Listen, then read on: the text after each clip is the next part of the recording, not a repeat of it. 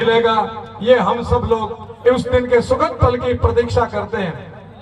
मैं निश्चय ही पहले संत हूं क्योंकि मेरे ये जमात और ये मेरा परिवार है, इनका मुझे परम आशीर्वाद और परम साथ मिल रहा है, इसलिए मैं निर्भय हूं, निश्चय हूं और अभय होकर के आपके बीच में अपने कर्तव्य का निर्वहन करूंगा। और आप जो भगवे में आपने विश्वास जताया, एक संत में विश्वास जताया है, तो मैं आपके मान और स्वाभिमान को कभी बंटा नहीं लगाऊंगा। इन संतों ने भी मेरे में विश्वास जताया है। तारातरा मठ का बाला है, उसका भी मैं ध्यान रखूंगा कि तारातरा मठ के मान सम्मान को भी मैं कभी अक्षुण्ण नहीं होने, खंडित नहीं होने दूंगा। कुल, खानदान, परंपरा, राष्ट्र और हमारे संत परंपरा को कभी भी मैं नीचे नहीं दिखने दूंगा, ये मैं आपके सामने वादा करता हूं। आपने जिस विश्वास के साथ मुझे साथ देने का संकल्प दिलवाया है, मैं उसी विश्वास से आपको संकल्प के साथ कहता हूं कि मैं अक्षरशः मेरे कर्तव्य का पालन करूंगा। कार्यम व साधे देहम व पाते, या तो अपने कार्यों को सिद्ध कर लेंगे, नहीं तो उसकी सिद्धता हम अपने शरीर को मां भारती को समर्पित कर देंगे। इदं राष्ट्राय इदं न मम, इदं राष्ट्राय इदं न मम की भाव से आपके बीच में आया हूं। और मेरे ऊपर मोहनपुर जी महाराज, इन संतों की कृपा है, मैं अपने ध्येय को प्राप्त करने में अक्षरशः आगे बढ़ूं, आपका आशीर्वाद मिलता रहे। आम जनता से निवेदन करता हूं कि प्रजातांत्रिक प्रक्रिया के अंदर हमें प्रजातंत्र को स्वतंत्रता के साथ में देश के विकास में जोड़ना है। आइए हम सब लोग सबसे ऊपर कोई भक्ति रखना चाहते हैं। आप सब सुधीजन विराजे, ज्ञान, वैराग्य, तपस्या और कर्म, भक्ति योग, ज्ञान योग, वैराग्य योग और कर्म योग। भक्ति योग में मठ में बैठ करके आराम से कर सकता हूं। ज्ञान योग में मठ में बैठ के बहुत आराम से स्वाध्याय कर सकता था। वैराग्य से मैं वहां अपनी साधना कर सकता था, परंतु मैंने जो चुना हो, चौथा चरण चुना है, वो है कर्म योग।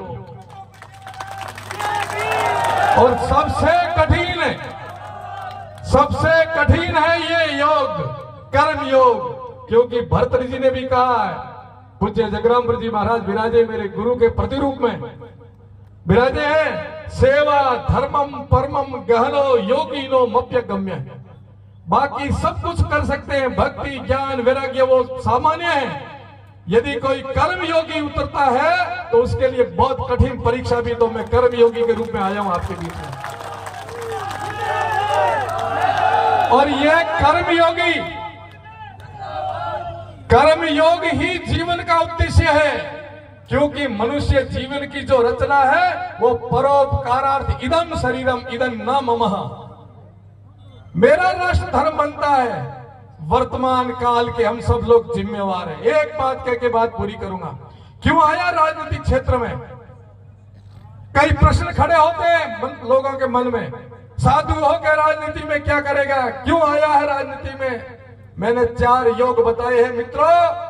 सबसे कठिन यदि है तो कर्म योग है, और गीता में भगवान कृष्ण ने भी ये कहा है कि हम सबको कर्म योगी बन करके अपने कर्तव्य का निर्वहन करना है। नर सेवा नारायण सेवा है, नर सेवा नारायण सेवा है। और कर्म योगी बन करके मैं कोई आपके ऊपर उपकार नहीं करूंगा। मैं एक बात का संकेत करता हूं, भूतकाल में जितने भी हमारे महापुरुष संत सूरा भामाशाह, उन्होंने क्या किया जो आज अमर है? उन्होंने अपने कर्तव्य का निर्वहन करके कर्म योगी बने, इसलिए आज भी हमारे हृदय में उनकी जगह है। वो कर गए इतिहास के अंदर। भविष्य अभी आएगा तब पता चलेगा। पूज्य संत विराजे, मैं इनके सन्मुख आपसे निवेदन करना चाहता हूं।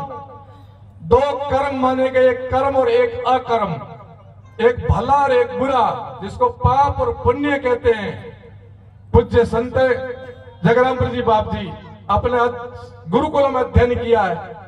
एक कर्म के पीछे 8 भागीदार होते हैं। यदि कोई पाप कर्म होता है उसमें भी 8 भागीदार हैं।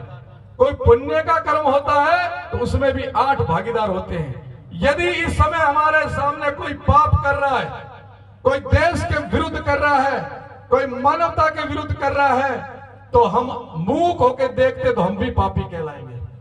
देखने वाला पापी है, सलाह देने वाला पापी है, साथ देने वाला पापी है, हाथ से करने वाला भी पापी है। हम सब देखते रहे और मां भारती के साथ क्या होगा तो हम भी पापी कहलाएंगे। हम उनको समर्थन देंगे तो हम भी पापी कहलाएंगे।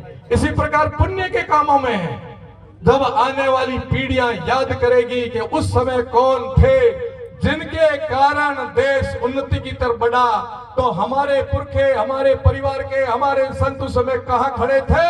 यदि हम उसके मुख्य धारा में राष्ट्र के साथ खड़े होंगे भी हमें भी सम्मान के साथ देखेंगे, नहीं तो इनका सिर नीचा होगा कि हमारे पुरखे उस समय दूसरी की जगह खड़े थे। इसलिए हम सबको देश के साथ खड़ा होकर के, भारतीय जनता पार्टी के साथ खड़ा होकर के मां भारती की जय जयकार करनी है।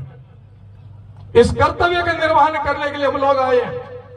पद तो आप सब जानते, सत्ता से ऊपर कोई पद नहीं है, पद से ऊपर कोई सजा। हमारा अमर पद है, हमारा प्रारब्ध है, पूर्व जन्म के कोई अच्छे करते संत बने हैं। अब केवल एक ही काम करना है कि अपने कर्तव्य का निर्वहन करना है। सच्चे मन से मुझे भी करना है, सच्चे मन से आपको भी अपने कर्तव्य का निर्वहन करना है।